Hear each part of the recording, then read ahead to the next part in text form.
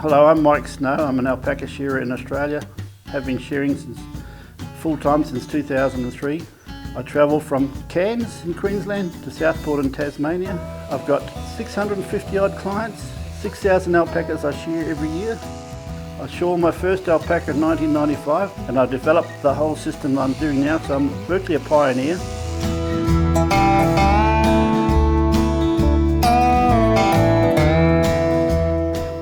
When I'm doing little jobs, I've got a little handpiece like this, which is quite good, but not as fast. It's the Baiyuan, it's good to hold. It's a little motor at the back, but it's probably for a novice, it's a good one to get. When you buy your handpiece, get the salesperson to show you how to put the comb and cutter on. So that's very crucial. In sharpening, if you're going to be serious about shearing alpacas, you've got to learn how to sharpen. You can get online and they show you how to sharpen, because if you can't sharpen, you can't shear. Just putting a fresh cutter on. As soon as your handpiece gets a little bit blunt, you've got to change it. You always put a little bit of oil on them. These particular handpieces, these are what the sheep shearers use. You'll probably just have a little electric handpiece, people that are learning. This is my ropes I've been using for years, and that's about how long you want the board, so that's 50 or 19 inches. And your loop's got to be 16 inches or 40 mil, and from the tie down point it's 170 or 67 inches. Okay, it's got to be reasonably firm because they can break, and I've set up on a piece of fiberglass, but a piece of aluminium is fine, with the rope going through it, cut a little groove in it, and these are what you call sailing cams, and they grab the rope. Make sure you use sailing rope because it's the only one that'll stand up to that sort of treatment.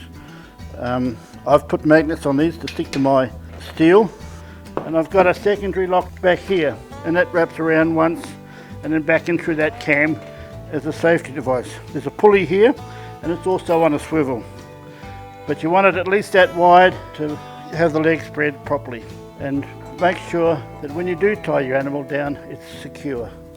Also recommend, if you're going to do it professionally, set yourself up on a table. That's just a kitchen table. I added this to it to make it a bit wider, and also I added a collar to it to hold the head back. So I'll just go through loading the animal. So when you're dealing with the front end of the animal, always get it under the chin, always hold it high. When you do the front end, put the head down on the table like that, and we just roll it over. I grab that leg and I just roll it over, and I actually just lay right in here.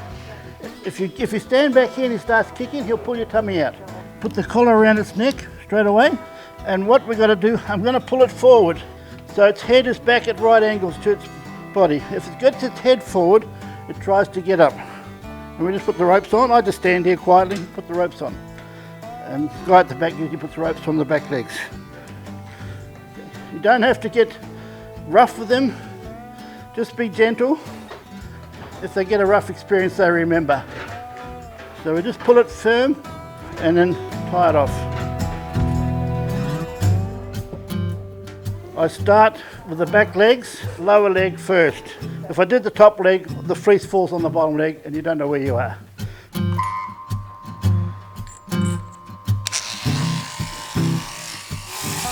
I don't put a lot of pressure on the handpiece when I'm doing the bottom leg, because there's lumps and bumps and you can cut them pretty badly. So I shear the bottom leg completely, then I start on the top leg and then work up towards the tail. That there is the scent gland. Don't be afraid. You see that? That's part of their anatomy. And then I step forward, putting my left hand on the tummy, stretching all the wrinkles, and I do a blow from the back all the way to the front leg. Now I put my hand on its tummy again, keeping the skin tight, and I shear to the backbone, keeping a little bit of down pressure on the handpiece.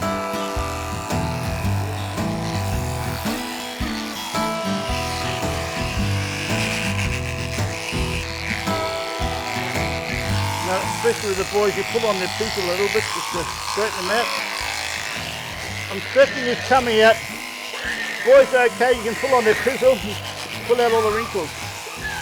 Now at this part here, I keep the handpiece flat and go on the top of the leg, because there's this little piece here. If you do it wrong, very easy to cut and very hard to repair. Bottom leg again, shear the bottom leg, not much pressure on the handpiece, and also if I find any resistance I stop. So any back pressure you stop straight away. So I shear the bottom leg, then I do the top leg, the top keeping the handpiece flat, don't go on an angle. And then I go around the chest from the top down, and then I lift the leg up and do between the front legs. There you can't put the handpiece flat against the chest because the handpiece is too wide. So go on a bit of an angle both ways. I undo the collar, hold it here, and I run the handpiece up its neck. I can't see what I'm doing, but I've got the handpiece resting on the neck. And it's usually 3 blows up the neck.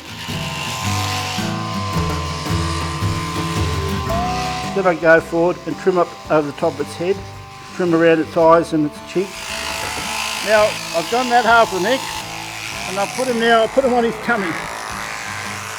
I go over the top of the tail and then down that leg. We try to leave a little bit of wool on his tail because under the tail is bare, see? And then I go from the back all the way to his ear, about 3 or 4 blows. Then I bring it over a bit further, finish off to the side and the top of the leg. Then I go forward and tidy up the neck and the face and all that and around the chest, and then it's finished.